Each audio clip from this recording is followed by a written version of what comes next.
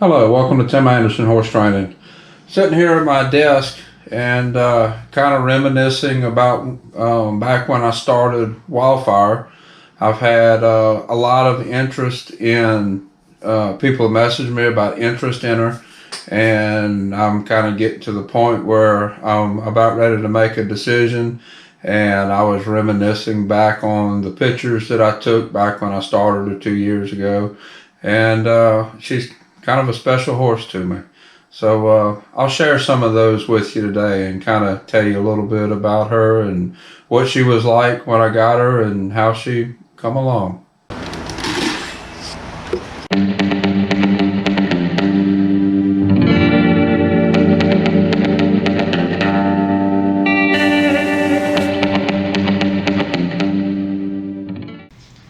So when Wildfire first came to me, I believe she was 8 years old. I'm not positive.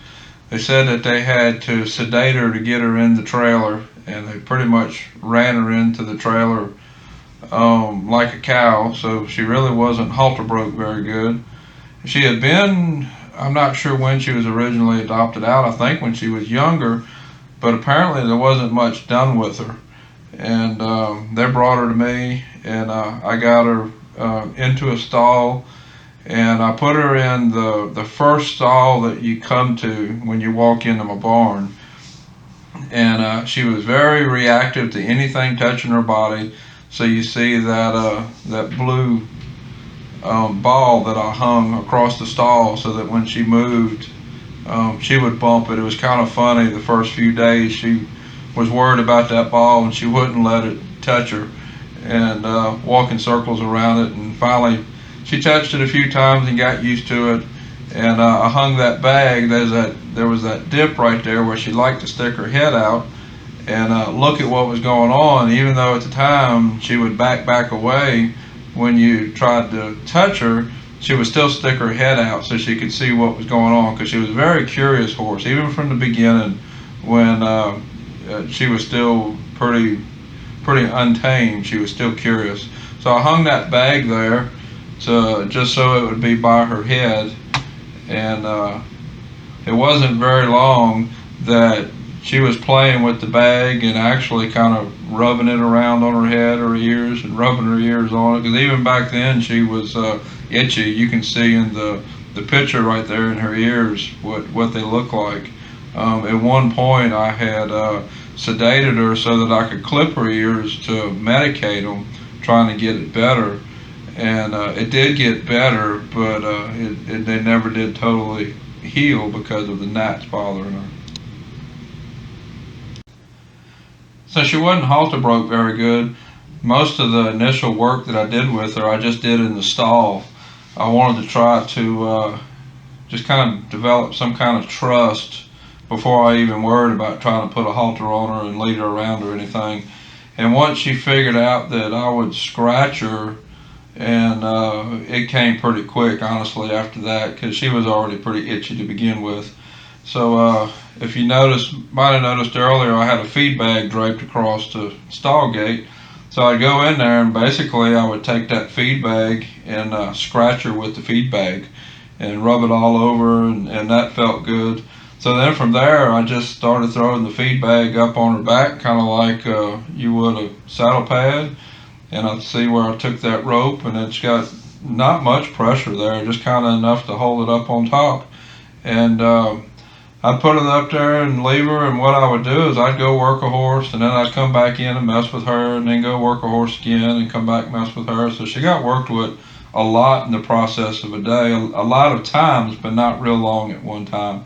So I'd go in there and I'd kind of scratch her where she was itchy and move that bag around, and she got to where she really looked forward to me coming in and scratching on her. And you see by this point she's not too worried about that blue ball anymore, and she's pretty relaxed, and was really at this point was coming along pretty nice. I really liked how she gentled down, and really liked what she was letting me do. And she just softened up, and just learned to trust me really quick.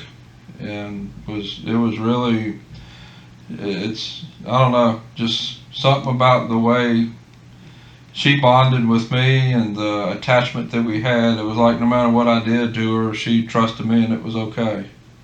So when she got used to wearing that feed bag with just a little bit of pressure on that lead rope that I was using, started throwing just a lightweight saddle pad up on her and a little lightweight Cordura saddle, and you see I'm still don't even have her haltered.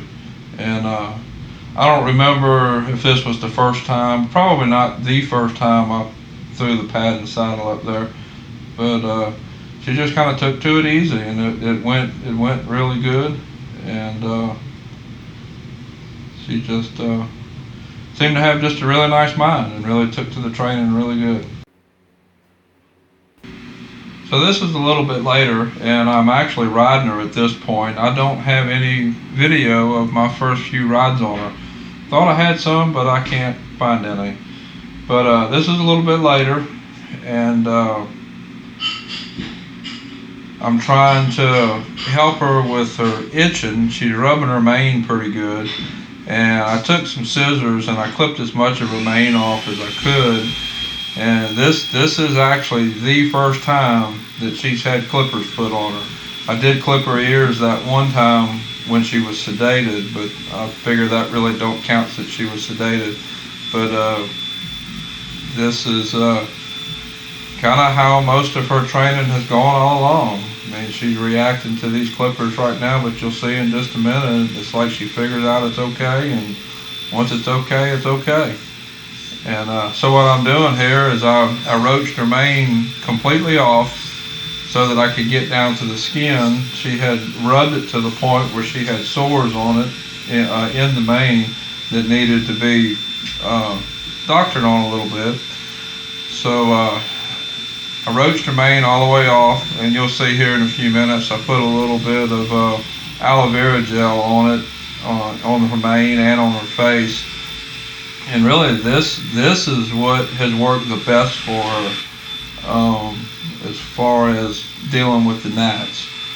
And just plain putting aloe vera on where she was itching. It's not, of course, it doesn't make it really, doesn't fix the gnat problem, but it does soothe her from the itching.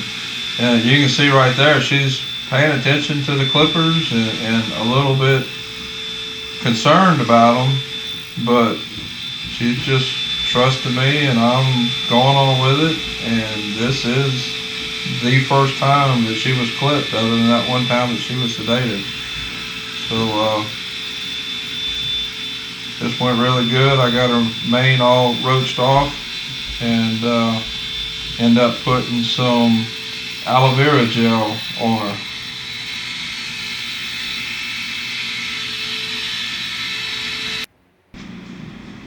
So here I've got her mane roached off, and what I'm fixing to do is put the aloe vera gel on her mane. And I think at this point it's still pretty new to her, but she ends up actually really liking this a lot. Even to this day, she's a little bit worried about the smell when it's around her face, but when I start rubbing it in like you see there, she really enjoys it. And I got to where I just started buying this in bulk from Amazon, and I just coat her whole body with it. It's just plain aloe vera, nothing special.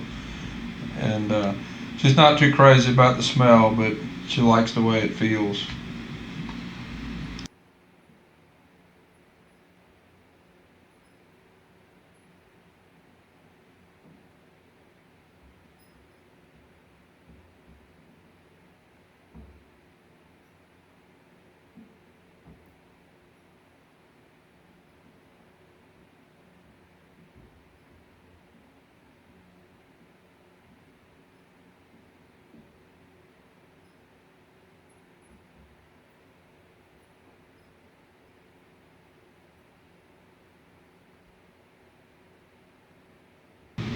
So I put it all on her face and her mane and shoulders, and here I'm putting it on her tail where she rubbed her tail. And it's kind of funny. This is still early on when I'm using it, but she got to where she really likes for me to lift her tail up and put the aloe vera on the bare skin side of the bottom of the tail. It's funny. I'll lift her tail and start putting it there, and she just kind of holds it up. So I think that gives you a pretty good idea of Wildfire's personality and how she was to start, and kind of our connection and how we work together. And I hope you enjoyed seeing the video of me working her. That video was actually taken, well, it was 2 years ago when I started her, which was really before I started doing YouTube videos, but I was still videoing most all the horses that I worked at the time. I also have a couple of training slots open right now. I've had horses shipped in all over the country for me to train.